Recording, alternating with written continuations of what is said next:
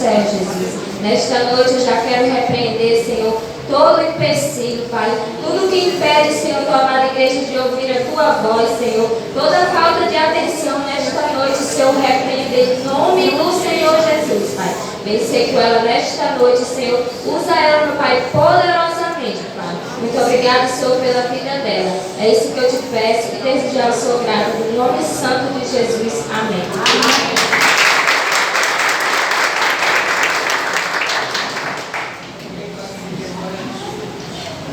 Graça e paz, igreja, amém? Amém? Todo mundo feliz de estar na presença do Senhor nessa noite? O melhor lugar que nós podemos estar, na verdade, é na casa do Senhor, na sua presença. Aí nós encontramos abrigo, aí nós encontramos alegria, nós encontramos cura e nós encontramos libertação. Como foi falado através da vida da manhã, né? Nós encontramos renovação da mente. Que isso é verdadeira libertação. A libertação é quando a nossa mente é renovada de tudo aquilo que o mundo, que o inimigo tem lançado sobre as nossas vidas. Essa sim é a verdadeira libertação, amém? Eu já quero agradecer a Maninha por esse convite, a pastora, a toda a igreja. Eu me senti muito feliz e honrada com o convite. Eu já congreguei aqui na Ceifa e foram 2 anos de muita bênção. É uma igreja que eu guardo um carinho, um amor muito grande. Eu sei que eu posso falar pelo meu esposo também. Congregava aqui, a minha filha primogênita, a Tatá, era pequenininha. Agora ela já vai fazer 15 anos. Eu não tinha nem a Bibi está correndo por aí, que ela não para. Ela é ligada no 220. E é tão bom a gente voltar, né, nos lugares onde Deus já nos colocou. É muito gratificante a gente ver o crescimento da igreja. Tá tudo muito lindo. Parabéns, eu amei a parede, eu estava comentando pro Du. Cara, a parede ficou muito legal, ficou muito show. E é assim, o Senhor ele vai trazendo crescimento para a nossa vida espiritual e também na nossa vida física, né? Isso também com o seu templo, ele faz dessa maneira. Eu estou muito feliz de voltar aqui e ver o crescimento da igreja. Parabéns a todos, viu? E quando a Maninha me falou que hoje vocês estavam fazendo um culto para falar sobre o Setembro Amarelo, eu fiquei muito feliz. Porque às vezes nós como cristãos, às vezes nós como igreja, nós esquecemos de uma área muito importante nas nossas vidas, que é a área emocional. Nós devemos ter um equilíbrio como ser humano.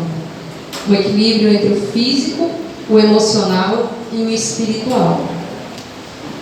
E às vezes os cristãos olham tanto, focam tanto somente no espiritual, que acaba perdendo ou desequilibrando o seu emocional. E quando a pandemia veio, nós pudemos ver isso através dos nossos próprios olhos. Quantas pessoas não deixaram as igrejas na pandemia? Quantas pessoas cristãs, anos de fé, abandonaram a sua fé? Quantas pessoas se paralisaram pelo medo?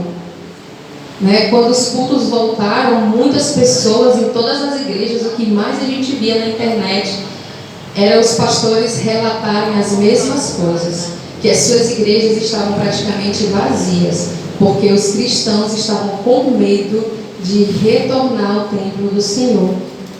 E o medo fala muito do nosso emocional. O medo, ele nos paralisa. O medo, ele não nos deixa continuar adiante. E por isso a importância desse equilíbrio na vida do cristão. A depressão, o suicídio, a ansiedade, síndrome do pânico, todas essas patologias aumentaram, duplicaram depois da pandemia. E a gente viu isso nas igrejas. Porque a gente acha, não, eu sou crente. Não, Jesus já me libertou de tudo isso. É como eu falei no começo, a libertação, ela é um processo e ela é através da renovação da mente. Às vezes a gente acha que a libertação é somente você orar, o espírito demoníaco se manifestar e depois dali a pessoa foi liberta. Não. se não houver uma continuidade da renovação da mente, a palavra diz que o espírito que saiu daquela pessoa, ele encontra a casa vazia e ele retorna com 7 espíritos a mais. Então, por isso que eu sempre falo isso, a libertação verdadeira é a renovação da nossa mente. E como nós, como cristãos, podemos estar bem espiritualmente, estar ok espiritualmente, mas o emocional está extremadamente abalado, com medo, com angústias, aflições, tristezas profundas. Será que o meu espírito se manteria de pé dessa forma, se eu não cuidar do meu emocional? Porque nós, como seres viventes, somos feitos de 3 elementos: alma, espírito e corpo. E nós precisamos cuidar dos 3. Mas, graças a Deus, nós temos Jesus, que Ele não nos cura somente fisicamente, mas Ele traz cura para a nossa alma. Amém? Eu queria que você lesse comigo, abrisse agora a sua Bíblia, lá no livro de Filipenses. Filipenses capítulo 4.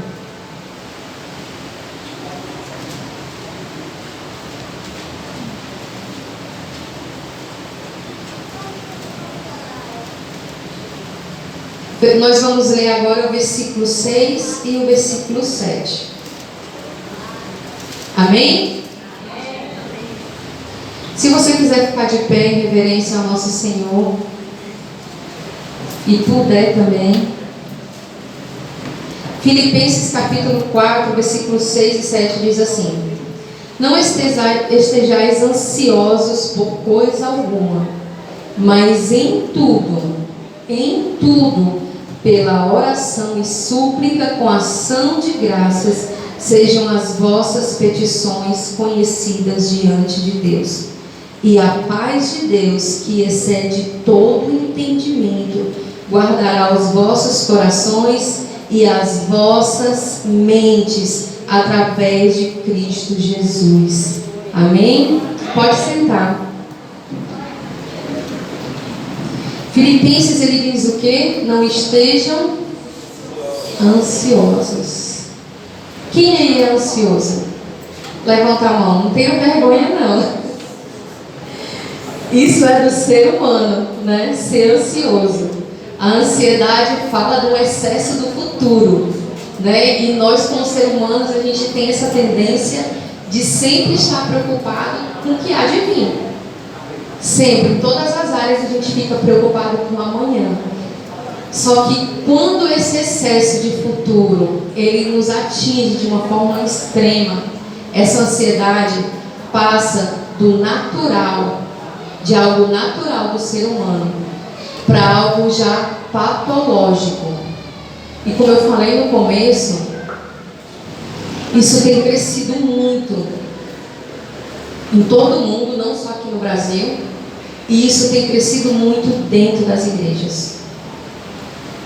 Gente, o que tem de pastores que sofrem de depressão, o que tem de liderança nas igrejas que sofrem de crises ansiosas, que sofrem de síndrome do pânico, não é brincadeira. É tanto que hoje em dia a gente vê uma especialidade na psicologia, uma especialidade na psicologia que antes nós não víamos, que é psicólogos que trabalham somente com pastores e líderes religiosos. Antigamente nós não víamos isso, mas hoje já existe. Hoje existem centros de ajuda para líderes religiosos, principalmente cristãos, pastores e líderes de igreja evangélica. Isso porque todas essas patologias que eu falei têm aumentado de uma maneira drástica, têm afligido muito o ser humano, têm afligido os cristãos, mesmo dentro das igrejas. Cristãos que congregam, cristãos que têm o seu devocional diário, cristãos que buscam fazer as coisas segundo a palavra do Senhor, que vivem princípios do Senhor. Esse tipo de coisa tem afligido nós cristãos também. Ano passado, eu creio que foi ano passado, foi ano retrasado, na pandemia, em Fortaleza, uma pastora, já de muitos anos pastoreando uma igreja, ela casada, com uma filha já jovem, ela se suicidou. Faz 2 anos, né? Faz 2 anos isso, em plena pandemia. Ela cometeu suicídio. Uma pessoa que eu tinha conhecido uns meses atrás, ela esteve aqui em casa e você conversava com ela, você via nela uma pessoa alegre. Você via nela uma pessoa muito espiritual, porque ela era uma pessoa muito espiritual. Você sentia a presença de Deus na vida dela. Mas mesmo assim, essa mulher, ela estava tão angustiada. Mesmo assim, essa mulher estava sofrendo tantas coisas, com uma batalha travada na sua mente. Batalhas que eu não conhecia, batalhas que talvez os seus próprios familiares não conheciam. Que levou ela a um desespero tão grande, do ponto de tirar a sua própria vida. Aí você ouve coisas de pessoas que dizem assim: ah, mas então é porque ela não tinha Deus. Será que é isso? Será que uma pessoa está em depressão e tirar a sua própria vida significa que ela não tinha Deus? O que vocês acham? Vamos interagir comigo, gente. Não vamos ficar calados. Hoje é dia de interagir, amém? O que vocês como igreja acham? Será que essa pastora não tinha Deus? Gente, as pessoas geralmente quando se suicidam, pesquisas falam que elas não se suicidam com a intenção realmente de tirar a vida. A intenção do suicida é acabar com a dor que ele está sentindo. Essa é a sua verdadeira intenção. E eu tenho certeza que ela estava numa aflição tão grande, uma agonia tão grande, que o único que ela queria era acabar com a sua dor. E ela não viu outra saída, porque o inimigo, ele se apodera das nossas fraquezas. Quando nós estamos fracos e não buscamos ao Senhor, não entregamos com toda petição e súplica, como diz aqui em Filipenses, o inimigo ele se aproveita dessas brechas. E a nossa mente é o quê? Um campo de batalha. É um campo de guerra. Então, quando a nossa mente está fraca, não significa que nós não temos Deus. Significa que nós estamos abrindo a guarda. A palavra do Senhor diz que nós temos que ser vigilantes. E diz aqui que nós não devemos estar ansiosos, mas nós devemos entregar tudo aquilo que está dentro de nós. Todas as nossas dúvidas, todos os nossos medos, nós devemos entregar ao Senhor através das nossas orações. E é isso que vai fortalecer a nossa mente. É buscar a presença de Deus no momento da aflição, principalmente no momento da aflição, no momento do medo, no momento das dores. É nós buscarmos ao Senhor através de oração, através da sua palavra, porque aí o inimigo ele não vai encontrar espaço para contra-atacar, ele não vai encontrar espaço para encher a nossa mente de medo, de dúvidas. Eu tinha um tio que ele era como um irmão, ele era 5 anos mais velho que eu, e ele morou comigo, com meus pais. Então ele era como um irmão para mim, mais do que tio, um irmão mais velho. E ele cometeu suicídio aos 34 anos. Eu era já próxima da idade dele e isso me afetou muito.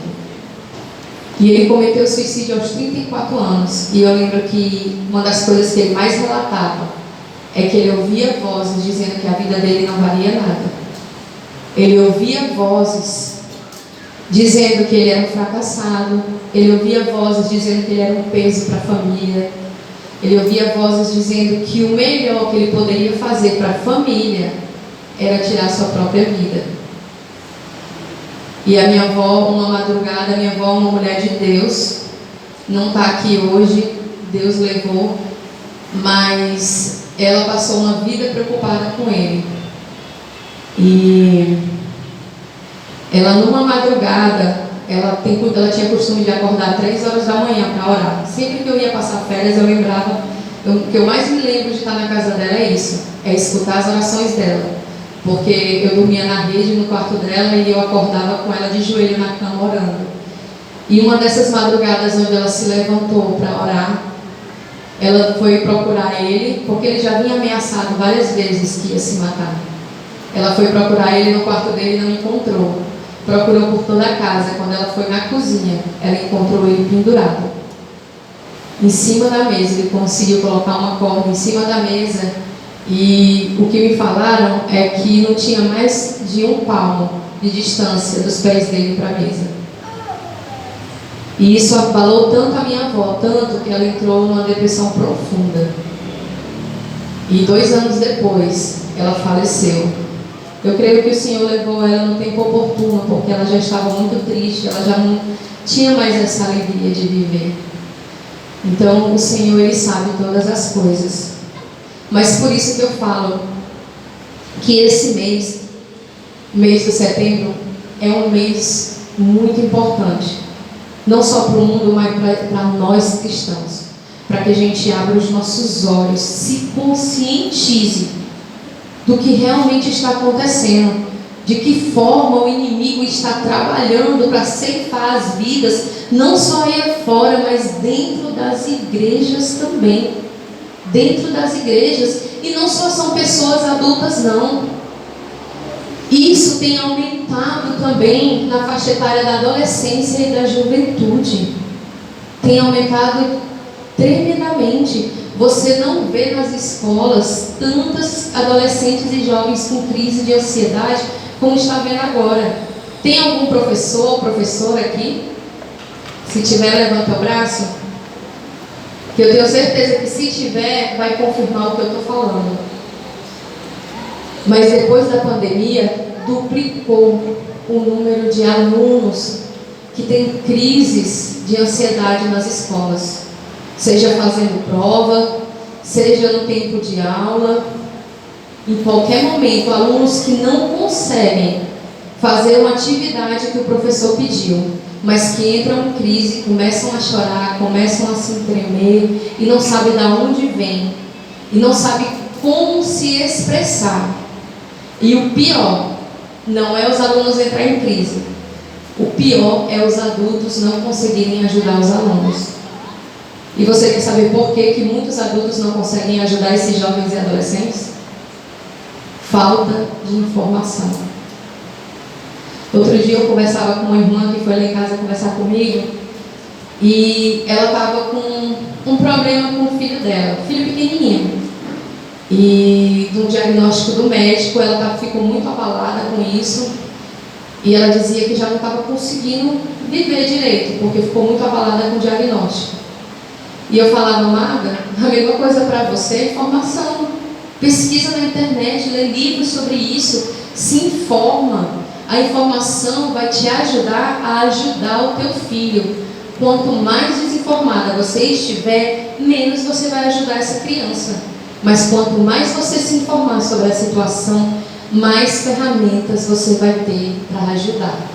E hoje, graças a Deus, ela está buscando, ela está estudando junto com o esposo dela sobre o caso do filho dela. E a palavra de Deus diz que o seu povo perece por falta de conhecimento. E nós, por falta de conhecimento, não conseguimos ajudar as pessoas aí fora, ou as pessoas aqui dentro também, em crise. Você vai se deparar em algum momento com algum jovem em crise dentro da sua igreja. Você vai se deparar em algum momento com alguma mulher em crise lá na sua casa, na sua família. Seja crise do pânico, seja de ansiedade, seja um surto psicológico. Em algum momento você vai deparar. Sabe por quê? Porque isso tem aumentado. Isso tem aumentado. E o que nós podemos fazer hoje é nos informarmos para realmente ajudar essas pessoas. Aí, irmã Paula, mas eu vou falar de Deus. Glória a Deus, e nós temos que fazer isso. Temos que levar o refrigério do Senhor para aqueles que estão doentes na alma também. Mas nós precisamos nos informar sobre esse tipo de doença. Porque às vezes você vai falar algo por não conhecer e vai acabar piorando a situação daquela pessoa. Porque uma palavra minha, uma palavra pode piorar uma crise. Uma palavra pode levar de uma pessoa a ter crise para ela se mutilar ou para ela se matar. Às vezes o que nós fazemos como igreja é só dizer: meu irmão, vai dar tudo certo, confia. Mas se ponha no lugar dessa pessoa. Imagine ela numa crise que ela não consegue controlar, onde ela está sentindo tanta dor que não sabe de onde vem, e que ela vê a única solução é o quê? Tirar a sua vida para acabar com a dor. Será que meu irmão vai dar tudo certo? Vai ajudar? Não. Uma vez na igreja, uma jovem entrou em crise de ansiedade. E eu já venho acompanhando ela há algum tempo. Mas esse dia ela teve uma crise muito forte. E ela sempre, quando tem crise, se eu estiver por perto, ela pede para me chamar. E ela foi para fora da igreja e pediu para minha filha me chamar. Quando eu cheguei, ela estava já, os músculos já se enrijecendo, chorando muito, com muita falta de ar. E eu sabia que ali eu podia falar muitas coisas. E geralmente o que eu fazia com ela era orar. Quando ela entrava em crise, eu conversava com ela um pouco, orava, e aí ela se acalmava. Mas nesse dia eu vi que isso não ia funcionar. Então eu abracei ela e eu comecei a louvar. Se eu não me engano, foi até o louvor Aquieta Minha Alma. E eu falava para ela: louva comigo, abraçada com ela. E a gente começou a louvar. E as pessoas entrando na igreja e não sabiam o que estava acontecendo. E aí a crise dela foi passando. Mas isso funcionou com ela porque ela é uma pessoa que era do Ministério de Louvor, é uma pessoa muito ligada à música, mas não significa que vai funcionar com todas as pessoas, não. Por isso que eu falo a importância da informação, a importância do que a Igreja Ceifa de Deus está fazendo aqui nessa noite, que é informar vocês, para que vocês conheçam, saibam entender quando vocês estão tendo uma crise, ou se alguém do seu lado está tendo uma crise, e você saber como ajudá-la. Amém? Amém. Hoje eu quero falar um pouquinho. Oh, meu Deus, me ajuda. Hoje eu quero falar um pouquinho sobre o suicídio, a depressão, a ansiedade e a síndrome do pânico. Eu não vou entrar aqui com termos médicos, nem com tratamento farmacológico, nem nada dessas coisas, porque isso não vai ajudar vocês, isso cabe ao profissional. Mas eu quero trazer algumas informações gerais para que vocês possam entender um pouco a diferença de cada coisa, porque às vezes a gente acha que a ansiedade é a mesma coisa da crise do pânico. Às vezes a gente não toma a relevância do suicídio, que é a prevenção do Setembro Amarelo. Ele trata disso, da prevenção do suicídio, e eu acho tão alarmante isso. Eu não sei se vocês já pararam para pensar de que o suicídio tem aumentado tanto que foi necessário tirar um mês no ano, todos os anos, para falar sobre o mesmo tema: suicídio. Será que vocês, como igreja, podem imaginar, podem pensar o quão alarmante isso é? Que é preciso tirar um mês todos os anos para falar sobre a mesma coisa. E essa necessidade, a Organização Mundial da Saúde, ela viu devido a que o suicídio só tem aumentado.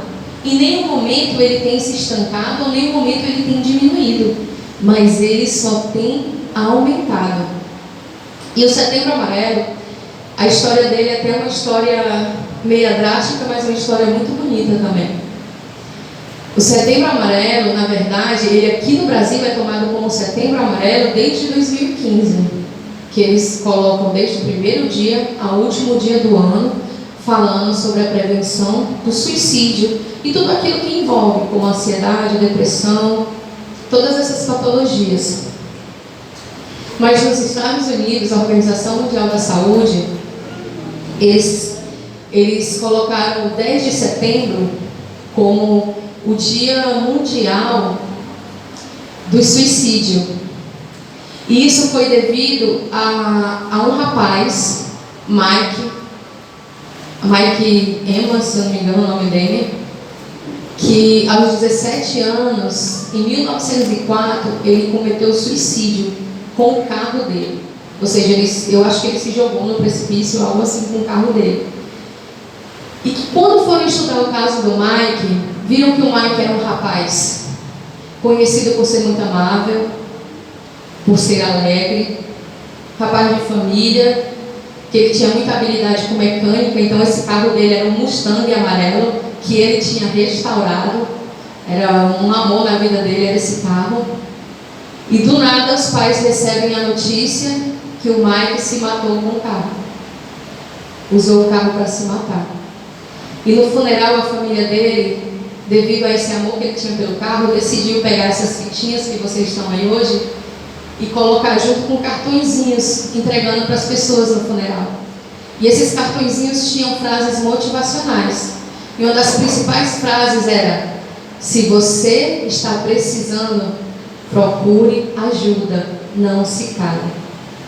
Porque o Mike, ele nunca disse para ninguém o que ele sentia.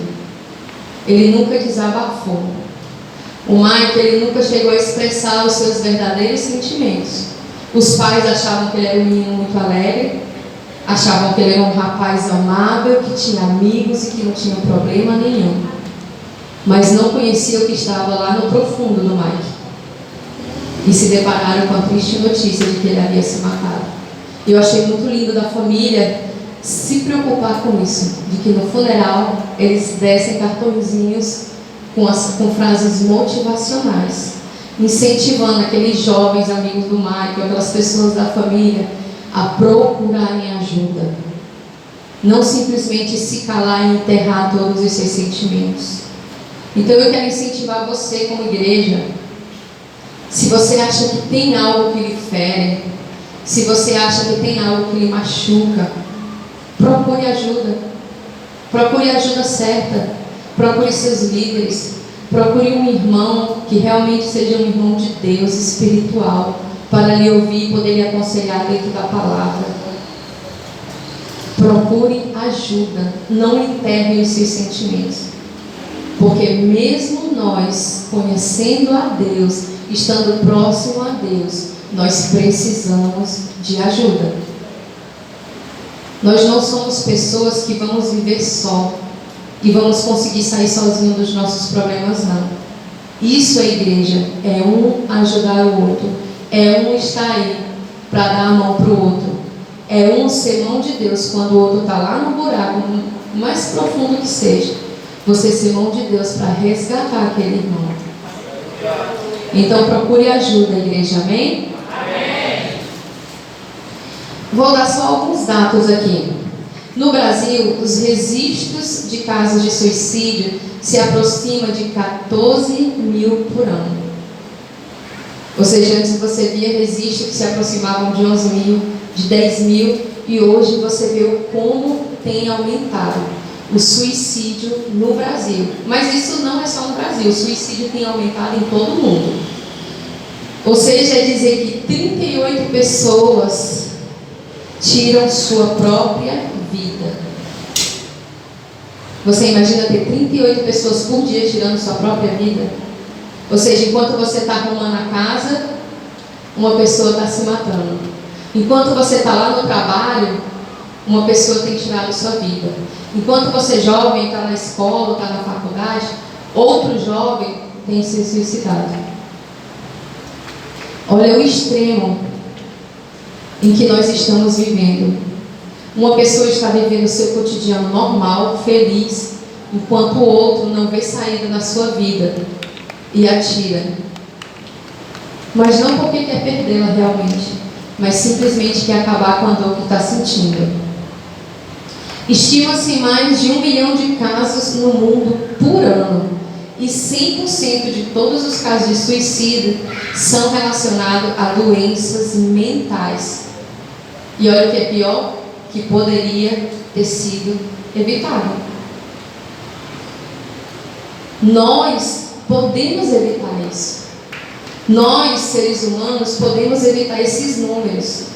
E é por isso que eu continuo falando a importância da informação, de você saber lidar com uma pessoa que está em depressão, ou uma pessoa que tem crises de ansiedade, ou uma pessoa que tem crise de pânico.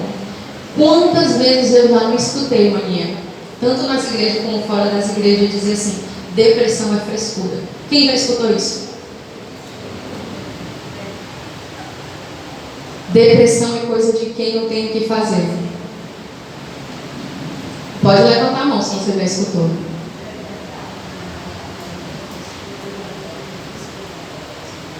Antigamente ninguém tinha depressão, não.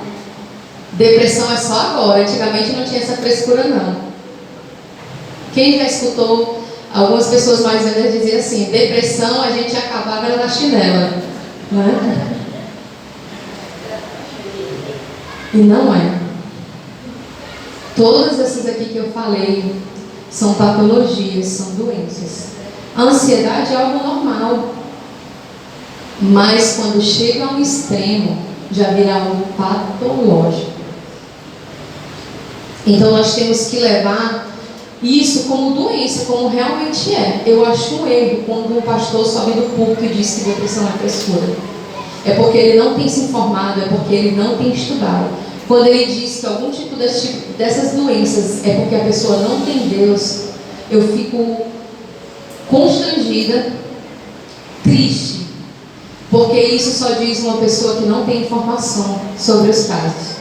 Isso fala pessoas desinformadas, não tem ideia o quanto isso tem aumentado, não tem ideia o quanto isso tem tirado vidas, não tem ideia o quanto isso tem feito pessoas se desesperar. Homens, pais de família, que amam seus filhos, mas que têm estado em uma agonia tão grande que têm tirado a sua própria vida e deixado filhos órfãos, esposas viúvas e mulheres da mesma forma. Por isso nós precisamos ter um entendimento de como agir como pessoa e como cristão nesses momentos. Fatores de risco para o suicídio: doenças mentais, né? Como vocês estão vendo, todo mundo está vendo aqui os slides, dá para ver? Amém. Como depressão, transtorno bipolar, transtornos mentais, transtornos de personalidade, esquizofrenia, né? Nós temos também aspectos psicológicos, como um luto, uma perda recente de algum ente querido, pouca resiliência, personalidade impulsiva, agressiva ou de humor instável, ter sofrido abuso físico, isso acontece muito, abuso sexual. Nós trabalhamos com o PNL na Igreja de Gileade, e uma das coisas que a gente